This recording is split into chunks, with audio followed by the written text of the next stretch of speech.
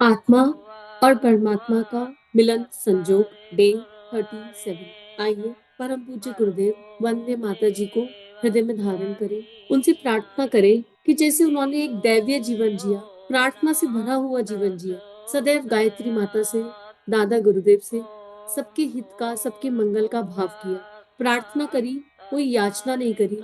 और उस प्रार्थना में भी एक ही भाव कि हे दादा गुरुदेव, हे गायत्री माँ, ये देह आपकी है, आपको समर्पित है, आप इसे जैसे चाहे चला लें। आइए इस स्वाध्याय के माध्यम से हम गुरुदेव के हृदय की उस करुणा को, उस संवेदना को, उस आयाम को अपने भीतर धारण करें और साथ ही साथ भाव करें कि हम अकेले नहीं, समस्त समष्टि उस भाव को धारण कर रही है और हमारे हृदय में सबके मंगल का भाव, समष्टि के मंगल का भाव, भारत माता के मंगल का भाव, माँ धरा के मंगल का भाव समाता जा रहा है। इदम श्री सद्गुरुवे नमः के साथ गुरुदेव ने पिछले स्वाध्याय में बताया कि तुम जो मांग रहे हो, अगर वो तुम नहीं पा रहे हो तो इसका मतलब कहीं ना कहीं तुम कुछ गलत मांग रहे हो, कहीं ना कहीं कुछ ऐसा हो रहा है जो ना होने योग्य है।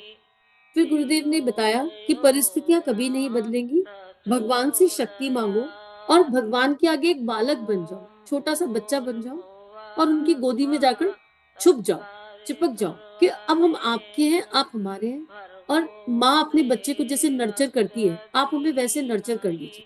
हमारी क्षमता भी आप ही है, हमारी अपनी कोई क्षमता नहीं है। कोई सुख आए, कोई दुख आए, हम तो बिखर जाएंगे। ठीक है। और अगर हम बहुत ज्यादा क्षमतावान हो जाते हैं, कई बार बहुत ज्यादा साहसी बन जाते हैं, तो उसमें भी एक ईगो डेवलप हो जाता है कि देखो हम कितना सह रहे हैं। तो हमको इन दोनों ही भावनाओं से बाहर आना है। तो गुरुदेव ने कहा एक तालमेल बिठाने की आवश्यकता है। हमारा मन धैर्य से परिपूर्ण होना चाहिए, साहस, पुरुषार्थ, परिक्रम, पराक्रम, विवेक से परिपूर्ण होना चाहिए। तो इसी में गुरुदेव कह रहे हैं कि पुरुषार्थ और बुद्धि वैभव का दायरा सीमित है और भगवान ने हमें जो दिया है वो सर्वत्र बिखरा पड़ा है। इस समष्टि में हम कह रहे हैं कि हमको हमने रोटी बनाई, पर हमने रोटी बनाई, ठीक है, वो दिख रहा है, पर मूल में तो वो भी प्रकृति ने दी। वो आटा कहाँ से आया, वो गेहूं कहाँ से आया? तो उस नियामक सत्ता ने हमें इतना दे दिया है, इस प्रकृति में जो भी कुछ है वो उस नियामक सत्ता के अनुदान ही तो है। तो अब हम कौन से अनुदान और चाह रहे हैं? सब तो प्राप्त हो गया। उन अनुदानों का सही उपयोग करना, वो मानव जीवन का उद्देश्य है, वो मानव जीवन का एक परम लक्ष्य है। इसी को गुरुदेव आगे समझा रहे हैं। यह समस्त उपलब्धियां भगवान ने आरंभ से ही मनुष्य को दे दी और उसे इस लायक बना दिया कि दैनिक जीवन की अपनी आवश्यकताओं को अपने कौशल से स्वयं पूरा कर लिया जाए। इसके अतिरिक्त परिस्थितियों को अनुकूल बनाने, परस्पर सद्भाव, सहयोग बनाए रहने तथा प्रगति के लिए साधन जुटाने के लिए इतना बुद्धि कौशल दिया कि आए दिन सामने आती रहने वाली उलझनों को सुलझाया जा सके। धैर्य, साहस, पुरुषार्थ, पराक्रम, विवेक, स्नेह आदि विशेषताओं से संपन्न ऐसा मन बनाया है जो प्रतिकूलता में अनुकूलता उत्पन्न कर सके और अपनी हंसी खुशी को हर स्थिति में अक्षुण्ण रख सके। अपनी हंसी खुशी को हर स्थिति में अक्षुण्ण रख सके। अब देखो कितने दिव्य गुण हैं। धैर्य, साहस, पुरुषार्थ, पराक्रम, विवेक, स्नेह, ये बहुत दैवीय गुण है, कृपा से मिलते हैं। लेकिन यही गुण आतंकवादियों को भी चाहिए।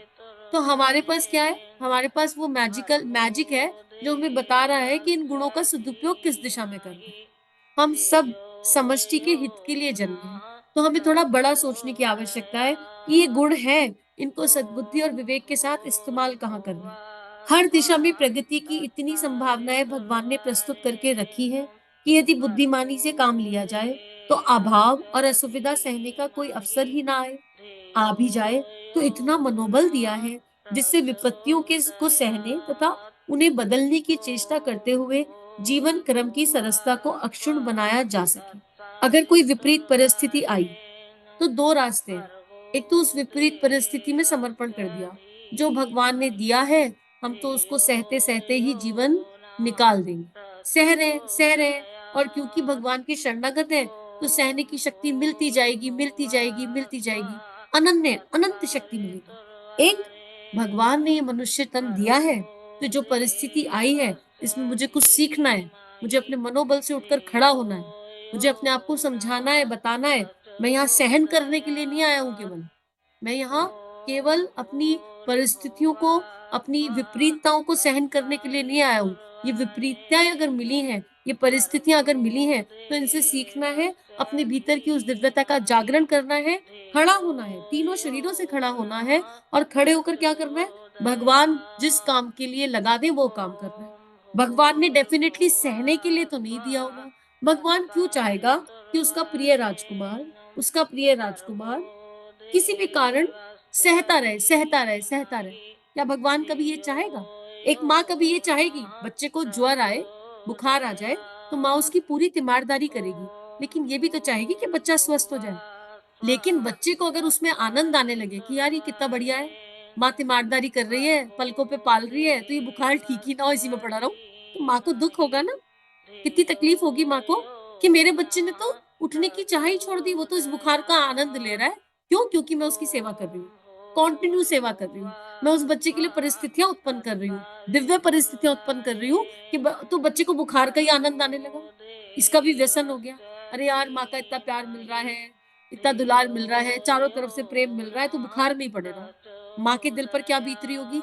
माँ उस समय बच्चे की सेवा तो नहीं त्याग सकती, माँ को बच्चे के लिए सब कुछ करना पड़ेगा, लेकिन अंतर्मन में माँ सोच रही होगी कि इस बच्चे के इस ठीक होने की जो संभावना है, वो तो इसी के भीतर छुपी है। इस बच्चे को जो खड़ा होने की संभावना है, वो तो इस बच्चे के भीतर ही छुपी है, वो कहीं बाहर नहीं है। तो इसको खड़ा होना होगा। वो शक्ति तो बच्चे को अपने अंदर जगानी पड़ेगी कि मैं उस बुखार में पड़ा नहीं रह सकता, मेरी माँ को कितना एफर्ट करना पड़ रहा है मेरे लिए।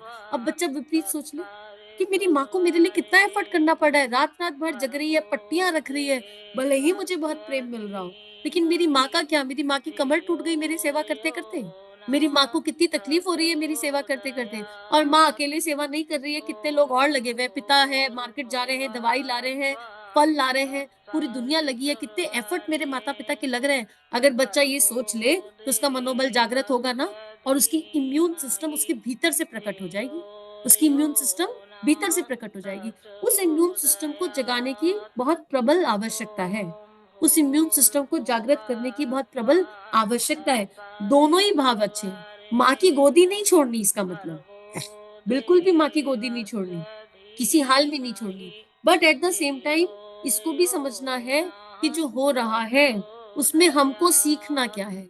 वो बुखार, वो ज्वर उस बालक को सिखाने आया है कि परिस्थितियों में भगवान के दामन को पकड़े रहो, और उस दामन को पकड़कर सीखो और बाहर निकलो, फ्लरिश करके। भगवान तुम्हारा साथ कभी भी नहीं छोड़ सकता, इसलिए आया है वो समय। तो गुरुदेव यही समझा रहे हैं कि विपत्तियों को सहना है, पर उन्हें बदलने की चेष्टा करते हुए जीवन क्रम की सरसता को अक्षुण्ण बनाए रखना है। परिस्थितियों में कंप्लेन नहीं। अब अगर यही बच्चा कंप्लेन करने लगे, मुझे बुखार ही क्यों आया माँ, तुम इसकी जिम्मेदार हो मुझे बुखार आने की, तो बात खत्म ही हो गई फिर तो। क्यों का कोई कारण नहीं है। इस यात्रा पे क्यों का कोई कारण नहीं है। जो आया है सो आया है, और जो आया है उसको जीना ही होगा। हर हाल में उसको जीना ही होगा। आगे गुरुदेव इसमें लिख रहे हैं, यह सब ईश्वर प्रदत्त अनुदान इतने बड़े और इतनी प्रचुर मात्रा में उपलब्ध है कि उसे महान, दयालु, महान दानी कहने में कोई संकोच नहीं होना चाहिए। जीवन यापन की आवश्यकता सुविधा साधन देकर भगवान ने सब प्राणियों को भेजा है। फिर भी मनुष्य को तो वाणी, समझ तथा कुशलता का अनुदान अतिरिक्त रूप से भी दिया है, जिसके आधार पर अन्य जीवों की तुलना में असंख्य गुना सुविधा संपन्न जीवन जिया जा सकता। इतने पर भी यदि कोई दुखी या अभावग्रस्त रहता है, शोक संताप सहता है, तो यही कहा जाएगा कि उसे उपलब्ध साधनों तथा परिस्थितियों का ठीक से उपयोग करना नहीं आया एवं लाभ उठाना नहीं आया। देखो, यहाँ पर दो पड़ाव है। एक, समता, सुख दुख के प्रति समता, एकदम स्थिर, विदाउट कंप्लेन, कोई कंप्लेन नहीं करनी, जैसी भी समस्या आ जाए, लेकिन फिर उस परिस्थिति में पड़े भी नहीं रहना। दूसरा पड़ाव ये कहता है कि समता आ गई, अब सुख दुख नहीं है, भगवान से कोई शिकायत भी नहीं, गुड इनफ। ये बड़ी दिव्यता से, बड़ी कृपा से, बहुत पुरुषार्थ से आने वाली अवस्था है। पर भगवान ने मनोबल दिया है, आत्मविश्वास दिया है, धैर्य दिया है, साहस दिया है। भगवान ने बहुत अंदर विभूतियां भरी हैं, क्योंकि मनुष्य तन मिला है। तो ये समझना है कि इस परिस्थिति को सहन करते भी नहीं रहना है। बिना शिकायत, बिना कंप्लेन करे माँ के आंचल को पकड़कर उठकर खड़े होना है। वही बुखार वाला एग्जाम्पल, बुखार में बच्चा अगर पड़ा रहे और उसका आनंद ही लेने लगे, कि अब जो दिया है उसको ही जीना है और हम बिना शिकायत जी रहे हैं, तो इसका अहम हो जाएगा कहीं ना कहीं कि देखो कितना बुखार सहने की क्षमता है मुझ में। अरे भगवान ने तुमको ये नहीं दिया था इसलिए कि तुम बुखार सहो। भगवान ने इसलिए दिया था कि अपनी इम्यूनिटी बढ़ाओ और बाहर निकलो इससे, बिना शिकायत करे खड़े होकर दिखाओ।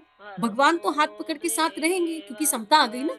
जिसके पास समता आ गई, जिसको सुख दुख में कोई इफ एंड बट नहीं है, जिसको कंप्लेन नहीं है, भगवान अपने ऐसे प्यारे बच्चे का हाथ कभी नहीं छोड़े। नेवर एवर, कभी नहीं छोड़ेंगे। कितना भी कुछ दे दो, ये बच्चा कुछ कहता ही नहीं है, ये कितना प्यारा बच्चा है, ये कितना सरल बच्चा है। लेकिन इस सरलता का क्या लाभ जो बच्चा बीमारी पड़ा रहे, जबकि शक्ति उसके भीतर है, इम्यूनिटी की शक्ति उसके भीतर है। तो गुरुदेव ने क्लियर लाइन लिखी है कि शोक संताप सहने के लिए नहीं बने हो तुम, उन शोक संताप से बाहर आने के लिए बने हो तुम, अपने भीतर की दिव्यता को पहचानने के लिए बने हो तुम। और तुमको असंख्य सुख सुविधाएं तुम्हारे भीतर भर कर दी गई है। तो ये एक अच्छी अवस्था है, पर इसके ऊपर भी कुछ है। आयाम बदलेंगे ना, तो उन बदलते आयामों को जानना और समझना है। गुरुदेव कह रहे हैं अगर शोक संताप सहते रहे, बिना कंप्लेन के भी सहते रहे, तो इसका मतलब तुमने जितने साधन तुमको दिए, जितनी परिस्थितियां तुमको दी गई दिव्य, तुमने उनका ठीक से उपयोग नहीं किया गया। हमने तुमको सब दे दिया, लेकिन तुम उन परिस्थितियों को ठीक से समझ नहीं पाए, उन परिस्थितियों का ठीक से लाभ नहीं उठा पाए। ये गुरुदेव यहाँ बताना चाह रहे हैं। और कितना खूबसूरती से और कितना सरलता से बता रहे हैं गुरुदेव।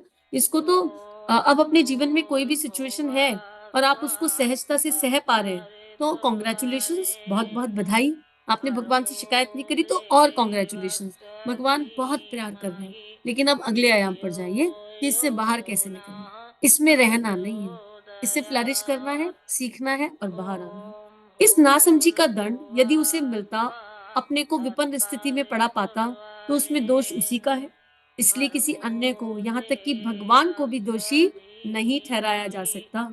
थाली सामने परसी रखी हो, पर यदि कोई उसे ठुकरा दे और खाना ही ना चाहे, तो उस आमंत्रित कठिनाई से कोई कैसे और किस प्रकार बच सकता है। भैया बुखार है, माँ तीमारदारी कर रही है, सब कुछ कर रही है, बच्चा कह दे ये तो भगवान का दिया हुआ है, इसको तो ऐसे ही जीना है, तो अब तो मैं दवाई भी नहीं खाऊंगा, अब तो मैं कोई एफर्ट ही नहीं करूंगा। गुरु जी ने जो दिया उसको जीना ही मेरे जीवन का एकमात्र क्रम है। गुरु जी ऊपर बैठ के सोचेंगे भाई क्या हो गया तुझे, मैंने दिया, मैंने माना, मैंने ही दिया है, पर तेरे विकास के लिए दिया था। है क्या हो गया तेरे भीतर के आत्मविश्वास को, क्या हो गया तेरे भीतर की दिव्यता को। दवाई भी नहीं खाऊंगा, आस पड़ोसी जो सेवा कर रहे हैं उनकी सेवा लेता रहूंगा। भाई क्यों ले रहा है सेवा, सेवा करने का समय है, खड़ा हो, उठ, जाग। एक अवस्था क्रॉस हो गई कि तूने शिकायत नहीं करी तो समर्पित हो गया। पर समर्पण थोड़ी ना खुली यात्रा है। विलय और विसर्जन कैसे होगा, विलय और विसर्जन तक जाना है ना। समर्पण is yes for any situation, बिना कंप्लेन के yes for any situation. Good, समर्पण हो गया, पर यहाँ रुक जाएंगे क्या, विसर्जन और विलय तक कैसे जाएंगे।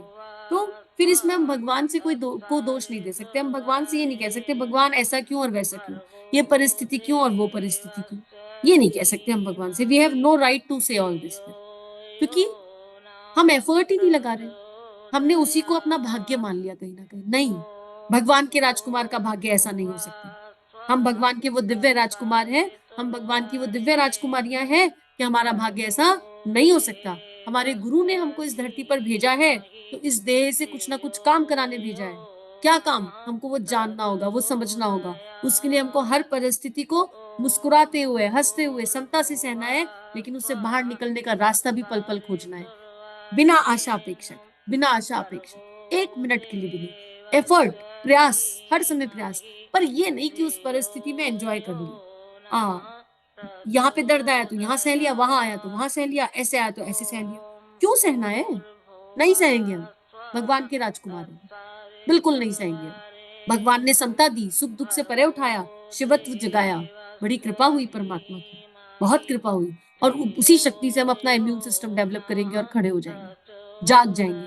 फिर चाहे वो मानसिक कष्ट हो, चाहे भावनात्मक कष्ट हो, चाहे शारीरिक हो, तीनों में एक ही दवाई काम करेगी। सेल्फ हीलिंग का टेक्निक है ये सबसे बड़ा। कल माँ आनंदमयी को पढ़ रहे थे, आप लोग के सामने भी आएगा वो सारा स्वाध्याय। उसमें माँ कहती है ख्याल आया, कितना दिव्य ख्याल आ रहा है उन्हें। उनका ख्याल ना तो प्रवर्त मन से आ रहा, ना आध्यात्मिक मन से आ रहा, सीधा ब्रह्मांड से आ रहा है। ख्याल आया कि ऐसे कर कर देख लूं, जलता हुआ अंगारा अपने पाँव पे रख लिया चेक करने के लिए। हाँ, और फिर जब आसपास वालों को पीड़ा हुई, कह रही थी टेस्ट कर रही हूँ, फिर ख्याल आया खुद को ठीक कर लूं, अगले दिन ठीक हो गई। क्या ही प्रबल ख्याल है। तो हमारे ख्याल सीधा वहां से आने चाहिए ना, अपना कोई ख्याल ही ना बचे ना। हम सह रहे हैं या हमसे नहीं सहा जा रहा, ये दोनों में ही तो हम हैं। ना हमको सहना है और ना हमें ये कहना कि हमसे सहा नहीं जा रहा। अरे इसके बियॉन्ड भी कुछ है भाई। थोड़ा उठो, थोड़ा चको, थोड़ा चक्षु खोलो अपने हृदय के, अपने कारण शरीर के। बुद्धि तो यही करती रहेगी, हम सह रहे हैं और हमसे नहीं सहा जा रहा। हमारी सहने की क्षमता बहुत है, भगवान ने दे रखी है। भगवान ने सहने की क्षमता नहीं दी थी यार। भगवान ने क्या दिया था? भगवान ने परिस्थिति दी थी खिलने के लिए, पनपने के लिए, विकास के लिए, जागृति के लिए। तो जाग जाओ, कब तक सोओगे? जाग जाओ। जागने का समय अभी है, ये वाले पल में है, ये वाला मूवमेंट जागना है। तो इस दिव्य देवीय स्वाध्याय को आज यही करते हैं समाप्त, क्योंकि इसमें सीखने के लिए बहुत कुछ है। भले ही पैराग्राफ एक पढ़ाया गुरुदेव ने आज, लेकिन इस पे एक पैराग्राफ में गुरुदेव ने मैजिक डाला है, बहुत जबरदस्त वाला। अगर इस मैजिक को समझ ले तो फिर समझ लो जीवन मैजिकल हो जाएगा फिर, अगर ये मैजिक समझ ले। और अपने बच्चों को भी सरलता से समझा सकते हैं। तो उस नियामक सत्ता को अनंत आभार, इस समूह की शक्ति को जो मानसिक रूप से साथ में जप कर रही है, इसको अनंत आभार। और इदम श्री सद्गुरुवे नमः के साथ सभी को बहुत बहुत प्रणाम। हम सबके भीतर की वो क्षमता जगे और हम जान जाए कि हम उस भगवान के राजकुमार राजकुमारियां हैं। हम लोगों का जन्म किसी विशेष उद्देश्य से हुआ है और अब उस उद्देश्य को जानना है, पहचानना है और हर सांस उसी उद्देश्य के लिए जीना है। सभी को पुनः प्रणाम। हमारे YouTube चैनल को सब्सक्राइब कीजिए और बेल आइकन पर क्लिक कीजिए ताकि आने वाली सभी वीडियो की नोटिफिकेशन आपको मिलती रहे। आप सभी को बहुत बहुत थैंक यू।